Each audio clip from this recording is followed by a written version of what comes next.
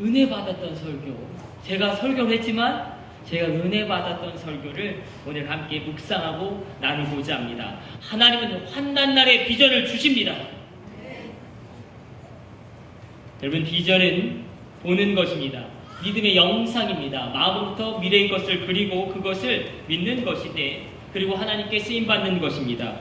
그래서 모세도 그렇고 여호수아도 그렇고, 그리고 기도원도 그렇고 이사야도 그렇고, 그리고 오늘 본문의 예레미야도 그렇고, 모든 믿음의 선진들 그리고 선지자들이 소명을 받을 때 그들이 비전을 볼 때에 반드시 겪는 공통점이 하나 있습니다.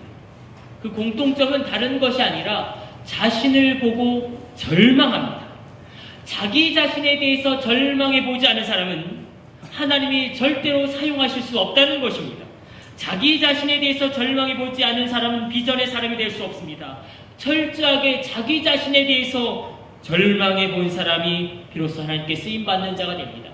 철저하게 자기 자신의 죄악에 대해서 절망해 본 사람만이 십자가의 보혈의 권능을 의지하는 것입니다. 그래서 비전은요, 이 처절한 자기 자신에 대한 절망으로부터 시작됩니다. 그러나 그 절망 속에서 신음하지도 않고 자기 연민에 빠지지도 않고 다시 일어나 하나님을 봅니다. 여러분, 나의 무능을 보고 하나님의 권능을 보는 것이죠.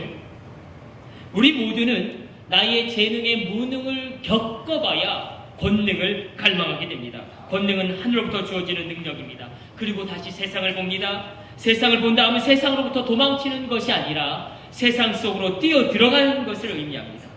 따라서 이 땅을 살아가는 성도에게는 세 가지 모습이 있어야 합니다. 첫째는 나 자신을 보고 나 자신의 무능을 철저하게 인정해야 합니다. 나의 한계를 처절하게 인식해야 합니다. 두 번째는 하나님께 온통 사로잡힌 자가 되어야 합니다. 하나님의 능력을 구하는 자가 되어야 합니다. 세 번째는 현실 속에 깊이 관여하는 자가 되어야 합니다. 그래서 우리가 흔히 이렇게 표현하잖아요. 현실의 뿌리를 박은 영성이다.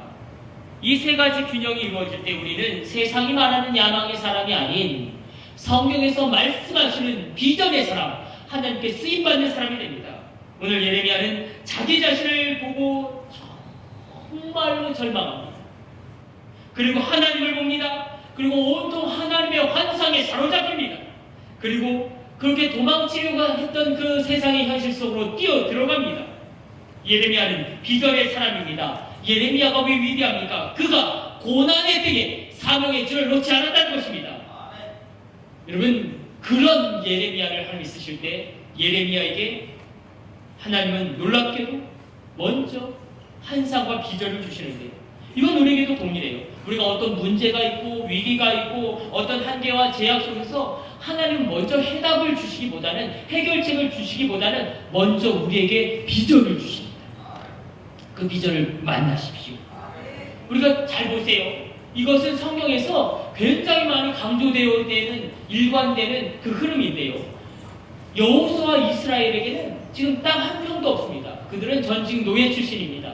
비천한 신분, 땅이 없는 고난과 환난, 그 절망적인 상황 가운데서 하나님은 이스라엘 민족에게, 여호수아에게, 갈렙에게 땅을 주신 게 아니에요. 먼저 비전을 주십니다. 가나안의 해방이라는 환상을 먼저 주십니다. 가나안의 정복이라는 그 믿음의 영상을 먼저 부어주시는 것입니다. 그래서 그 비전을 따라서 비전을 붙잡고 가나안 땅에 도전하고 가나안 땅을 정복해 들어가는 것, 여러분, 그 믿음의 도전이 우리 삶 가운데 회복되길 원합니다. 자꾸 제가 도전을 설교하니까 많은 분들이 도전과 도박을 착각을 해요. 여러분, 도박은 그냥 동전을 그냥 던지는 거예요. 되면 좋고 안 되면 안 되는 거지만, 도전, 이 성경에서 말하는 그 믿음의 도전은 틀립니다. 이것은 기도하는 가운데, 말씀을 묵상하는 가운데 나아가는 것입니다. 여러분, 우리가 환난을 겪고 있을 때 경제적인 그 위기든 어떠한 삶의 위기든, 아니면 경제적인 그런 문제로 말미암는 가정의 파탄이든, 아니면 나 자신의 한계이든, 아니면 인간관계의 어려움이든지 간에 상관없이 하나님 우리에게 먼저 비전을 주십니다. 그리고 도전하라고 명령하시는 것입니다. 여러분, 환난 중에 그 환난을 해결할 해결할 해답이나 해결책이 먼저가 아니라 하나님이 주시는 비전이 먼저인 것입니다. 그런데 하나님은 어떻게 우리에게 비전을 주시는가? 오늘 예레미야 오늘 읽은 본문 4절에도 11절에도 13절에도 그리고 끊임없이 반복되는 그 문장이 있죠. 여호와의 말씀이 내게 임하여 이르시되, 하나님이 비전을 주는 가장 강력한 통로는 하나님의 말씀입니다. 말씀 가운데 비전을 붙잡으십시오. 하나님은 환난날에 비전을 주십니다. 환난날 고난의 때에 우리를 그냥 내버려 두시지 아니하시고 성령님으로 말미암아 우리에게 환상과 비전을 주시는데, 어떤 비전을 주는가? 오늘 예레미야서를 통해서 우리가 묵상해야 할 것입니다. 무엇보다도 먼저 환난날에 하나님이 우리에게 주시는 비전은 다른 것이 아니라 내가 너를 쓰겠다라는 비전이에요. 내가 너를 쓰겠다. 오늘 하나님 말씀하시죠. 4절과 5절입니다. 우리 한번 같이 읽어보십시다. 여호와의 말씀이 내게 임하니라. 이르시되, 내가 너를 복중에 짓기 전에 너를 알았고 내가 태에서 나오기 전에 너를 구별하였고 너를 열방의 선지자로 세웠노라 하시기로. 내가 너를 알았고 내가 너를 구별하였고 내가 너를 세웠노라. 이것이 무슨 뜻입니까? 내가 너를 쓰겠다. 지금 쓰겠다. 이게 얼마나 강력한 하나님의 메시지입니까? 오늘 이 말씀이 나를 향한 하나님의 말씀인 줄로 믿으시기 바랍니다. 내가 능력이 있어서 쓰겠다는 게 아닙니다. 내가 어떤 자원이 있어서 나를 쓰겠다는 것이 아니라 하나님이 그냥 나를 쓰겠다는 거예요. 이 환상을 보십시오. 하나님이 나를 쓰겠다는 그 환상을 보십시오. 거기서부터 우리 삶의 역전을 시작될 것입니다. 여러분, 계속 말씀하시잖아요. 내가 너를 모태에 짓기 전에 너를 알았고 내가 배에서 나오기 전에 너를 성별하였고 너를 여러 나라의 선지자로 세웠노라. 여러분, 우리 누구는 그 누구도 아무렇게나 지어지지 않았습니다. 아무렇게나 태어난 사람이 없습니다. 왜냐하면 하나님은 우리에게 사명을 주셨습니다. 여러분과 똑같은 사람은 이 세상에 아무도 없습니다. 여러분과 똑같은 사람은 영원히 없을 것입니다. 이것은 무슨 뜻입니까? 하나님이 나를 독특하게 만드셨는데 나에게 사명을 주셨다는 거예요. 하나님은 절대 쓰레기를 만들지 않으세요. 여러분 자신을 미워하지 마십시오. 하나님은 절대로 사명 없이 어떤 비전 없이 어떤 인생도 이 땅 가운데 태어나는 것을 허락하지 않으시는 분이십니다. 그런데 그때 내가 너를 쓰겠다라는 비전을 주시는데 예레미야가 주저합니다. 뭐라고 이야기합니까? 6절로 내가 가로되 슬프도소이다. 여호와여 보소서 나는 아이라 말할 줄을 알지 못하나이다. 예레미야가 지금 어떤 문제에 빠졌냐면, 나는 그것을 할 능력이 없다. 나는 하나님의 일을 할 자격이 없다. 나는 어린아이다. 나는 말을 하지 못한다. 왜 자기 연민에 빠져버린 것입니다. 왜 이렇게 예레미야가 하나님의 말씀을 전하라는 사명을 거절했을까? 여러 가지 이유를 들을 수 있겠지만 무엇보다도 예레미야가 정말 말을 못했습니다. 여러분, 말을 잘하는 사람이 있고 말을 못하는 사람이 있죠. 여러분, 복음을 증거해야 되고 하나님의 말씀을 증거해야 될 사람이 말을 잘하지 못한다. 엄청난 제한이겠죠. 근데 그러한 제한이 하나님에게는 상관이 있다 없다? 없다라는 거예요. 아무 상관이 없다라는 거예요. 또 어떤 문제가 있었습니까? 예레미야는? 여러분, 예레미야는 제사장 아비아달의 후손입니다. 이 제사장 아비아달은요, 다윗 왕 때 엄청나게 크게 활약했던 제사장이에요. 굉장히 크게 영향력을 끼쳤던 제사장인데, 이 솔로몬이 왕이 되는 그 시점에 솔로몬에게 반기를 듭니다. 그래서 솔로몬이 이 아비아달을 죽이려다가 다윗 왕 때 헌신한 그의 섬김을 보고 그냥 도망치도록 방면해줘요. 그래서 이 아비아달이 그의 고향 아나돗으로 이제 들어가서 귀양을 가는 거죠. 거기서 이제 삽니다. 이 예레미야 가문은 바로 이 아비아달 제사장 계열이에요. 여러분, 제사장 가문으로 치면은 우리가 그런 표현을 쓰잖아요. 패족이다. 패족 가문입니다. 뭐 소망이 없는 가문입니다. 그러나 우리 하나님은 철저하게 무너진 한 가문에서도 예레미야를 일으켜 세우십니다.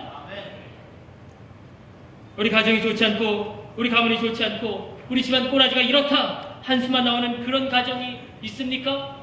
그런 것은 하나님께 문제가 될 것이 없다라는 거예요. 내가 너를 쓰겠다라는데 무슨 문제가 되겠느냐고 우리에게 하나님 반문하시는 것입니다. 예레미야는 이 자기 영민을 이겨야 비로소 선지자로 쓰임받을 수 있습니다. 여러분, 자기 영민의 국어사전의 뜻은 자기 자신을 불쌍히 여긴다라는 거예요. 그런데 성경적 의미에서는 조금 틀립니다. 성경적인 관점에서 자기 영민이라는 것은 하나님이 내게 주신 것에 집중하지 못하고 내게 없는 것에 집중하면서 불평하고 한탄하는 것입니다. 무기력하게 앉아있지 않습니다. 그래서 우리도 예레미야처럼 하나님이 그를 선택하셨음에도 불구하고 내게 능력이 없습니다. 내게 자격이 없습니다. 하나님의 사명을 거절할 때가 있습니다.